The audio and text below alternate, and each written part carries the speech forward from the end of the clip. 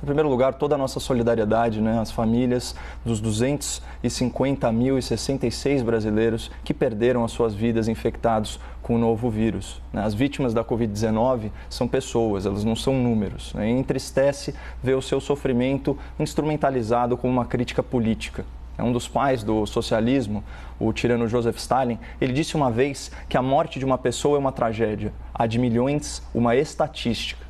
Não é dessa maneira que um conservador enxerga o mundo, por isso, de antemão, eu já peço desculpas por não poder argumentar de outra forma que não por meio de números, né? Não é desdém pelo imenso sofrimento dos familiares e dos enfermos, alguns deles muito próximos a mim, nem uma negação da gravidade dessa doença, que em março, né, do ano passado me incapacitou aí por vários dias, deixando inclusive cicatrizes que estão até hoje nos meus pulmões. Então, eu peço que o espectador releve e compreenda o uso aí de termos técnicos e também de estatísticas para falar de algo tão doloroso para tanta gente. Vamos lá.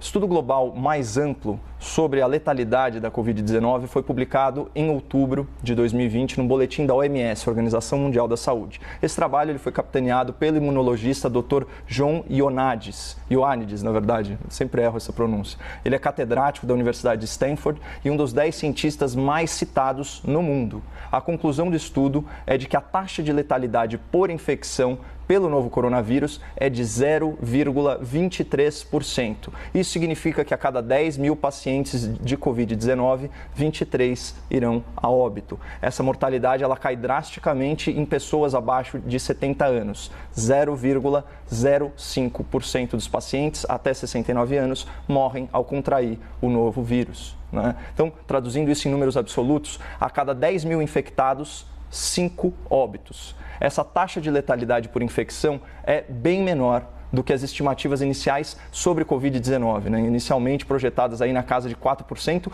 inclusive por esse cientista. E aqui no Brasil, após análise dos dados de 133 cidades, né, ao redor do país, com uma ampla amostra de 24.995 pacientes, o estudo concluiu que a letalidade por infecção da Covid-19 em território nacional é de 0,27% na população geral e 0,09% na população abaixo de 70 anos, ou seja, 9 mortes a cada 10 mil enfermos até 69 anos. Então, apenas para efeito de uma comparação ilustrativa, em países de alta renda, a letalidade da pneumonia é de 0,20% e a da gripe sazonal é de 0,13%. Então, quando ele foi perguntado pela Folha de São Paulo sobre o impacto do estudo nas políticas de isolamento social, o Dr. John Ioannidis, agora eu acertei, ele afirmou o seguinte, isso foi em outubro, aspas, temos que ser honestos e dizer que não sabemos se medidas restritivas, como isolamento social, quarentena, podem fazer diferença numa direção positiva. Uma taxa de letalidade mais baixa é boa notícia, mas cria também mais ceticismo sobre restrições agressivas, porque há menos a ganhar comparado aos custos sociais, aos custos econômicos e aos custos de saúde dessas medidas. Então, aproveitando a fala desse renomado cientista, vamos falar sobre os custos em vidas humanas do isolamento social horizontal que acarreta necessariamente algum grau de paralisação econômica e de desemprego. Manchete do O Globo. Estudo inédito aponta 31 mil mortes causadas pela recessão econômica no Brasil. De acordo com a pesquisa publicada na Lancet, que é aquela prestigiada revista científica, né, voltada à saúde, as mortes foram em decorrência de efeitos da recessão entre 2012 e 2017 no país. Então, esse é um estudo realizado por médicos e por economistas do Brasil e do Reino Unido, analisando dados de mais de 5 mil cidades brasileiras. Diz a reportagem, os cientistas concluíram que, para cada ponto percentual de aumento na taxa de desemprego, a mortalidade sobe meio ponto percentual. Eu vou repetir isso. Para cada ponto percentual de aumento na taxa de desemprego, a mortalidade sobe meio ponto percentual, isso na população acima de 15 anos. Então, entre 2012 e 2017, a taxa de desemprego subiu de 8,4% para 13,7%. Né? Mas qual que é a nossa situação agora, em decorrência da paralisação econômica? No ano de 2020, segundo as pesquisas amostrais do Instituto Brasileiro de Geografia e Estatística, o IBGE, o desemprego, que vinha em queda desde 2017, cresceu de 11,9% para 14,1%. ou seja, 2 pontos percentuais a mais na taxa de desemprego, o que representa, conforme esse reconhecido estudo, 1 ponto percentual a mais na mortalidade. E isso por causa do quê? Do empobrecimento da população. Então, isso é uma verdade científica. Para a população vulnerável, o fique em casa pode significar morra em casa. Tanto que o diretor-geral da OMS, o Sr. Tedros Adhanom, afirmou o seguinte, aspas, as autoridades devem considerar que em alguns países e comunidades as ordens para ficar em casa podem não ser práticas e até causar danos involuntários. Aí vem o enviado especial da OMS para a Covid, que é o Dr. David Nabarro. Ele é ainda mais claro, ele diz o seguinte, nós da Organização Mundial da Saúde não defendemos o confinamento como principal meio de controle desse vírus. E percebam que tudo que eu citei até agora se deu ano passado, quando ainda havia alguma incerteza sobre o quê? Sobre o custo-benefício do isolamento social. Mas em janeiro desse ano, o Estado de Israel promoveu 2 medidas simultâneas de controle da pandemia. Primeiro, um rígido lockdown em todo o país e depois o início da vacinação em massa na população idosa. Tá? Segundo a apuração da revista The Economist, em uma matéria intitulada Programa de Vacinação de Israel dá esperança ao mundo, as internações hospitalares por casos graves da doença despencaram 26% entre a população idosa vacinada. Já na faixa etária imediatamente anterior, entre 40 e 59 anos, que estava em lockdown, mas não foi vacinada, as hospitalizações cresceram 13% no mesmo período.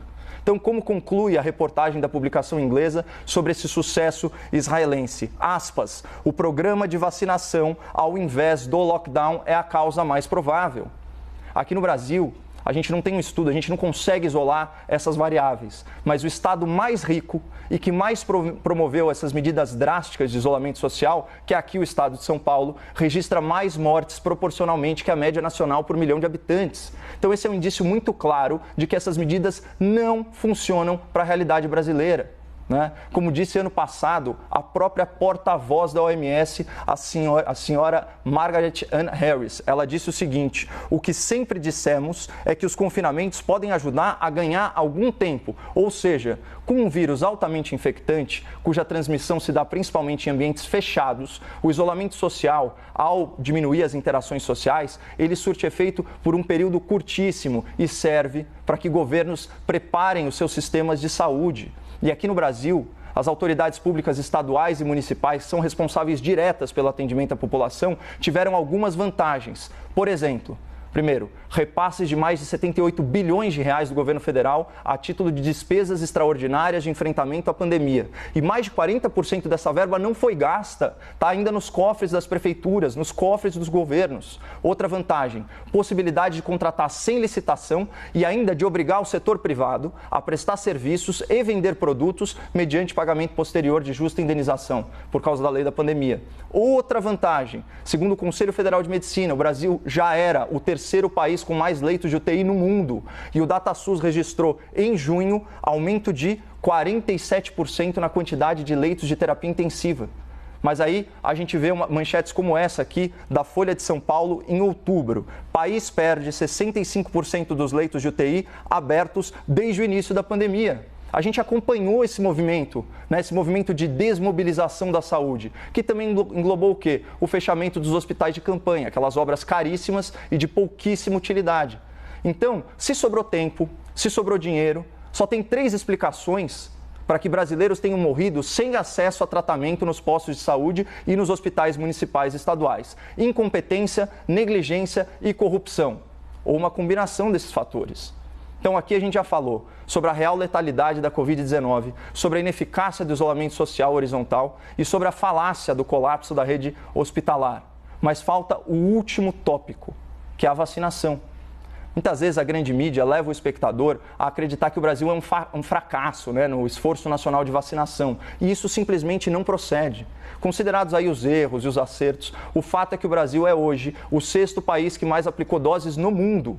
E segundo o consórcio de veículos da imprensa, foram 7.764.000 inoculações ao longo de 44 dias de campanha, o que dá uma média aí de 176 mil vacinas por dia. Gente, isso é longe do ideal, mas suficiente, é suficiente para colocar o Brasil como um dos líderes mundiais da vacinação contra a Covid.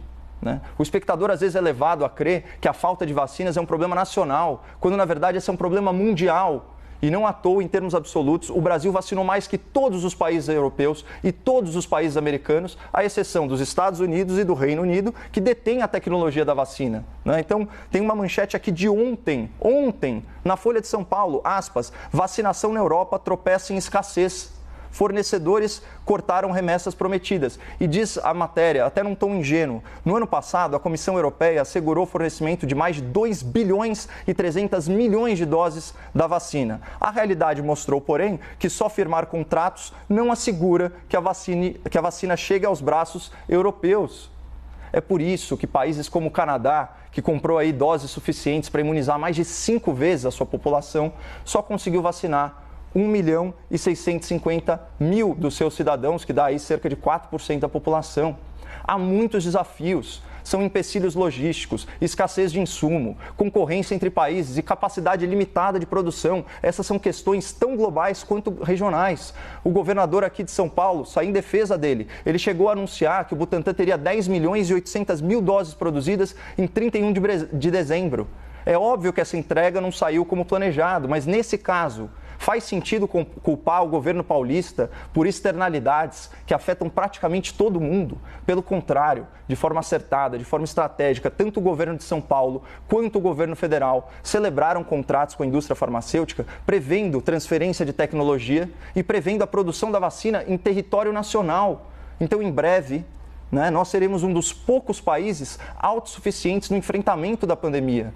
Mas apesar desse cenário técnico auspicioso, de notícias alvissareiras, o foco de certos influenciadores e até de certos veículos de comunicação parece ser criticar as autoridades públicas mecanicamente, disseminando medo, disseminando desânimo.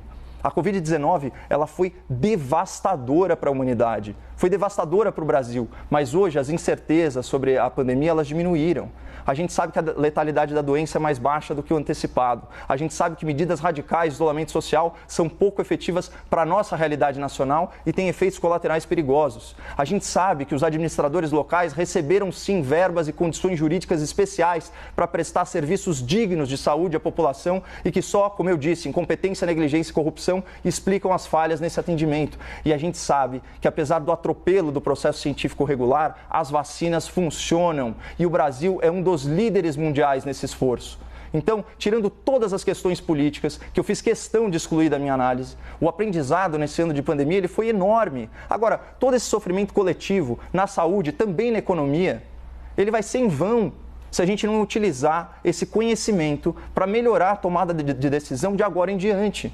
Então, nesse espírito, eu vou disponibilizar todas as fontes do meu comentário para a produção aqui da CNN e também vou incluir os links das reportagens e dos estudos citados aqui, quando eu repostar esse vídeo nas minhas redes sociais, Boletim Coppola no Instagram e Caio Coppola no Facebook e no Twitter, Coppola com 2 P's e 2 L's. Mas só para finalizar, fica mais uma vez registrada toda a nossa solidariedade a todas as vítimas da Covid-19 nesse último ano e, de novo, as minhas sinceras desculpas por ter que abordar um assunto tão doloroso de uma maneira técnica, em números. Ao contrário do que disse o Stalin, essas mortes todas, 250 mil mortes, não fazem parte apenas de uma estatística, elas também fazem parte de uma grande tragédia.